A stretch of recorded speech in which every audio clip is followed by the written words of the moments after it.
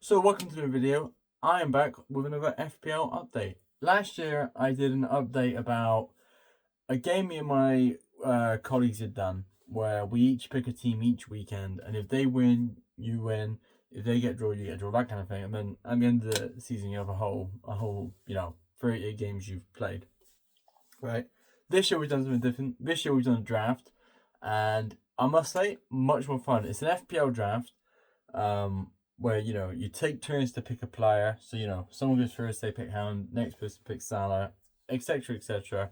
You work within the budget, and you end up with 11 different players each. You're never allowed to, throughout the whole season, you're never allowed to take someone who's taken by someone else. So if someone's got Saka, you're not allowed Saka. If they get rid of Saka for Rodgers, then you can take Saka. That kind of vibe. And yeah, honestly, I've got to be honest, it's probably one of the funniest seasons of FPL I had. I'm going to go through the teams now, go through some of the highlights, and yeah, just do a little recap. So the first team we have is the Fish Pond Whittlers, which is my team, right? My team. I did something different. I did a Moneyball technique where I calculated how much each player cost, how much they got last season, point-wise, and then I kind of did like a cost per million per point, so like how many points they get per million they cost. So I did a couple players based on that. One of them was Semenyo, who I picked. And I must say, I end up not winning this, just to spoil. And I'm not doing good. But going into the season, I was like, Semenyo is going to be someone you want to have on your team. So I am proud about that. That's my one saving grace, is I was big on Semenyo early doors before he took off. With that being said, this was my team. I had Ray in goal, Concert, Nori, and Cucurella in defense. I had Verts in midfield, which was my first pick. A lot of these picks are going to be very kind of laughable, but as you can think, this is before the season was played. I thought Verts was going to be brilliant, so I picked Verts straight out. I also had Bowen, I had Bruno G, I had Sar, and then up front I had Isak and Mbumo. And obviously, as you can tell, Isak didn't pay off. A couple of those did well. Obviously, made transfers as well for every season, which I'll get to in a minute. But that was my starting team. Next, we had the Church Road Apostles, managed by Chris. He had a very interesting team. Kelleher in goal, Bradley Gahey and Kirkes in defence, followed by Tonali, Kuleveski in midfield, along with Norgard and Elanga. So getting interesting there. And then up front for the Church Road Apostles was Watkins, Mamouche, and Ekitike. So yeah, again, some of those you're like, wow, that wasn't good to start with. But Mamouche, for example, before the season began, I was kind of almost tempted to go Mamouche myself. So yeah, those first two teams. Third team, we have Park Rangers by Jodie. She went for Sells in goal. A very solid defence. Midfield, even better. Eze, Matoma, Kudos. Up front, Haaland. That was a big get. Also Cunha and Havertz. Havertz also a bit risky. But yeah, Haaland was the big one for Jodie there. And really took the Park Rangers to the final day. Oompa Loompas was my mum. She was kind of 50-50 with it. But she had Foden, she had Palmer, she had some good ones. She had Thiago for a little bit. She did get rid of him eventually. And yeah, overall, my mum, she did what she did. She did what she could. The Greybeards had an unlucky period, which I'll get to. But on paper, before the season began, it was looking good. Alisson, Salah, Bruno Fernandes, Frimpong. A lot of players you would have backed to get some good returns. Again, I'll get to how they did. But Sarah's team, I was optimistic would do well. And then last we had Miles, the Zooby Dooby Doos. Very Arsenal heavy. Saka, Rice, Gokares. Now the season's done. That's a good thing. That was a good payoff. Enzo as well. Morgan Gibbs White. So a lot of good stuff. Everyone, I would say, had pretty even teams before the season began. Obviously, now looking back, you could say, okay, the Oompa Loompa team, not a lot of great players there. But you could retroactively judge. But in the time, it was close. It was in even teams. However, it was time for the season to begin. And I started, before the season began, I got rid of Isak, right? Because obviously we picked him like a week or two before the season began. Going into the first day, I was like, okay, Isak's not starting this week. Let me get him out. I put Gakpo in. So I made a transfer before the season began. And my match day 1 result was brilliant. Gakpo scored. Semenyo got 2 goals. I was buzzing. And after the first weekend, this was the table. So I was feeling very confident. Early doors, though, injuries did hit us hard, and there was a lot of players who got transferred out from a lot of teams. My mum got rid of Thiago. Not all because of injuries. Some people just lack faith. I got rid of Bowen quite quickly. And specifically the Greybeards, Apostles, and Oompa Loompas had a lot of injuries, / a lot of players who didn't play, or just in general, they didn't do well from the start. So I'll be honest, those 3 teams, their hearts were never properly in it. Sarah made a good few transfers towards the beginning, but after a couple months, it was really the Whittlers, the Park Rangers, and the Zooby-Dooby-Doo. It was really a 3-team race from the get-go, really. The other 3 didn't really do much.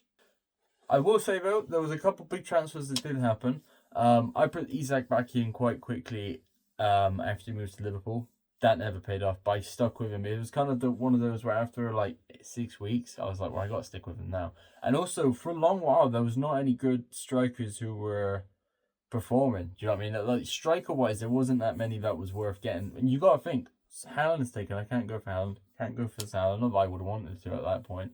So like, all the good strikers were already taken, realistically. I did go for Voltemade, who, when I put him in, got a good few goals. The first 2 months I put him in, he was brilliant for me. And like I said, I had Semenyo for a good while, which I'll get to. I did get rid of him. Regretted that. My big thing I did, though, Miles took out Saka for Grealish, because Saka got injured, so Miles took him out for a week or 2. I struck while the iron was hot, and I stole Salah from him like the day after Miles took him out. Now, this didn't pay off for me at all, and actually, I kind of wish I stuck with Salah, but it was me trying to play the game. You know, I played the game, I lost the game. You know, game's the game, but I tried to be sneaky, and that was like a big moment. And at the time, I think Miles did regret that, but it kind of paid off for him. A big transfer was João Pedro, who ended up on, I think, 4 different teams. My mum had him at one point. I had him for a good while. Miles had him. I think Jody I can't remember who started with him, but Jody ended up with him. So yeah, he moved around a lot. I think he got transferred in. He was one of those who would get you a goal or 2 and then not get you a goal for 3 games. So a lot of people abandoned him very quickly, but he did very well. I made a big mistake, and this cost me the league for sure. I was already behind in December, but on December 5th, I made a big mistake. I took out both Cherokee and Semenyo. They weren't instantly picked up by Miles, not both of them, but Miles did end up with both of them by Jan and kept them until the end. I genuinely think, had I not given Semenyo away and Cherokee, I think I actually could have had a shout at getting first. And it's, you know, you could say about any transfer, it's very easy being what's the word? In hindsight, it's very easy to be like, oh, I could have done this and this. But that's probably the worst transfer any one of us made, is getting rid of Semenyo and Cherokee on the same day. So about this time, this side of the table was looking, Miles was getting a decent gap away from 3rd, 4th, and 5th. But him and Jody were having a good battle, and they were both making transfers every now and again. It did quiet down, though. At one point throughout the season, I can't remember where, definitely first half, Jody ended up with Thiago and had Thiago Haaland for the rest of the season. So those 2 were phenomenal for Jody. She did really well. But Miles just had that gap the whole time. You know, 17th of March, this was the table. Miles he's getting ahead, but Jody's the only one who had a chance, and she did have a very good chance.